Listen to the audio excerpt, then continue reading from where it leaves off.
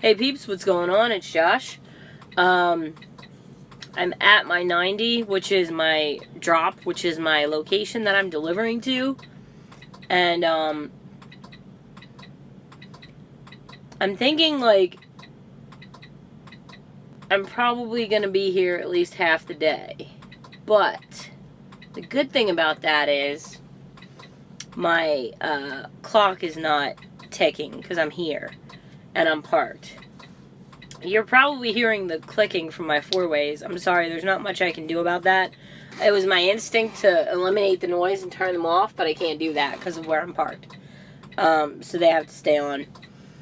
So, it's a little messy up there. Sorry, guys. I gotta get up there and do stuff, but right now, I'm thinking I'm probably just gonna get in the door and go back to sleep for a bit because I'm probably gonna be driving tonight. And I was really sick my first 2 weeks out on solo time. Like, really sick. Like, a really bad cold or flu or whatever this was. And then Maggie got sick. And then I went home, and I think I got sick from her again. Which I didn't think was going to happen, because I thought that what she had is the same thing as what I have. But it might be a different strain, so that explains for the, being sick again. I'm incredibly lucky because my family, my sister and my mom and dad in Michigan, they got me, a pack of oils. They got me, mint and, lemon and lavender, and then they got me Thieves, which we do, excuse me, we do Young Living essential oils, and I have a diffuser. And I am diffusing Thieves right now, and I put some here, and I put 5 drops in a little bit of water, and then I just slammed it. That did not taste good. But it's supposed to help you. I look so weird with these glasses on, I feel like. Maggie likes them, but I don't know. But basically, yeah, so I did the Thieves. I have cold medicine. I don't have Robitussin. I'm going to stop at probably Walmart at my next available opportunity and get some Robitussin, because, yeah. What door are you getting, buddy? Mr. CR England, what up? But my throat is really painful.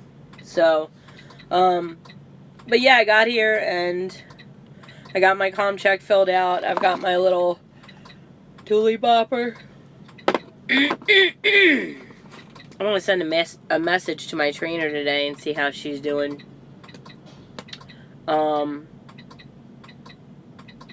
Maggie and I met another trucking couple, and we're kind of becoming friends with them, so we're really excited about that.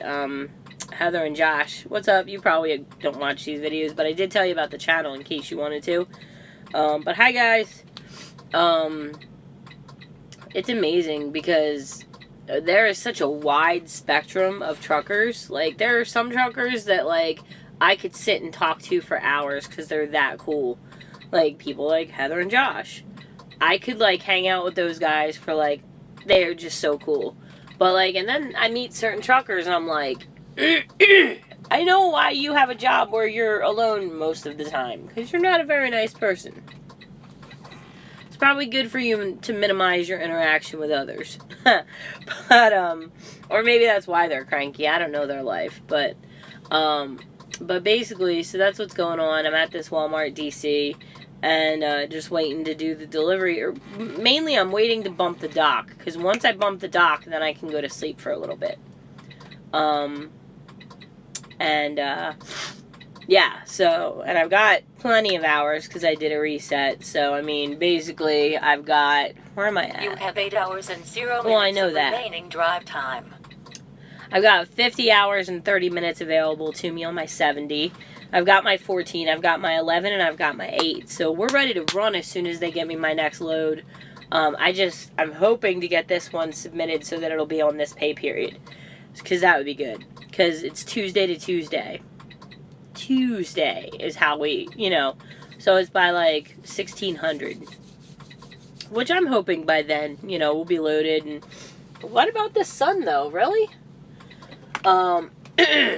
So I'm gonna get some sleep and then do some cleaning. I have to like put my laundry away because when I left Missoula, I was just literally driving hard just to get here early and like be where I needed to be, and then get my 10-hour break in before I came over here.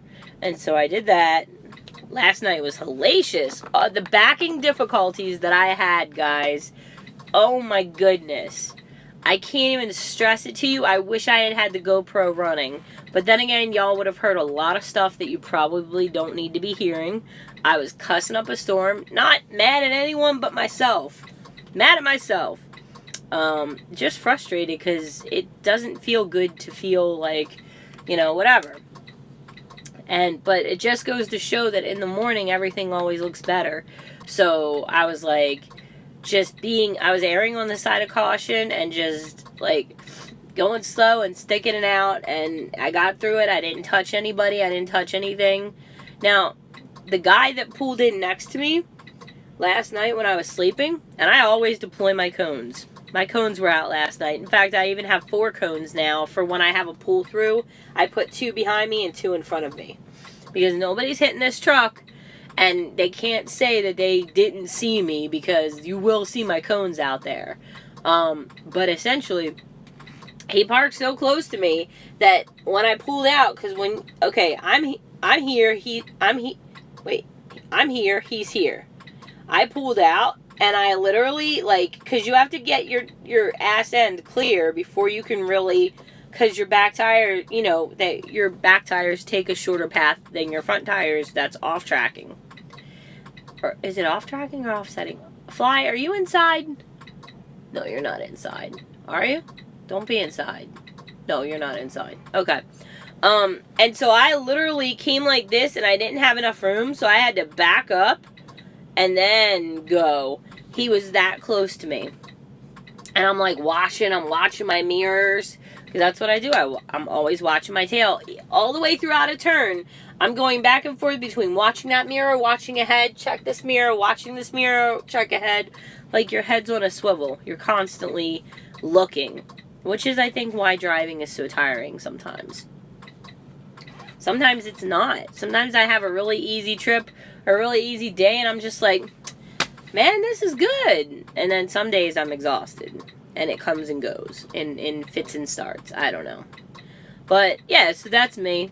To give you an example, my appointment was for 7:30. What time is it now? It's, 8:54.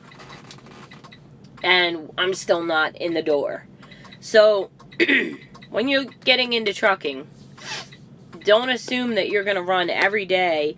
Like, you may do a good week and it's going to be like 2,000 to 2,500 miles. Don't assume that you can do 500 miles every day, because you've got to account for unloading, loading, downtime, repairs, all those things. So to give you a realistic expectation for what miles you can hit, I'm probably going to start doing a little bit of a breakdown. I'm not going to show you my paychecks because I just feel like that's kind of intrusive. But you would be able to do the math from the information that I'm going to share, because why not? You'll get a real idea of what to expect from trucking. And I'm not going to do it every single week, but often enough that you can get an idea. I'll show you low weeks. I just had a week where I was doing a lot of sitting, and it was like a $300 pay week. So that does happen, and you have to prepare for it. And it's always, my trainer told me it's always good to have $100 to $200 cash. It's hard for me to put aside $200 because I have a family back in Montana to support right now, and they're not with me, so everything's doubled and we're paying rent. So it's a little hard for me to put $200 aside, but I could do $100 because you've got to do scale tickets. And if you assume that you do a scale ticket every day, it could be $10 to $15 every day. Odds are you're not going to do that, but what if you do? You could. So that's kind of the thing to consider. But I'm about to run out of time on this, so I'm probably going to end this and I'll make another video for you guys later. Much love. Peep out.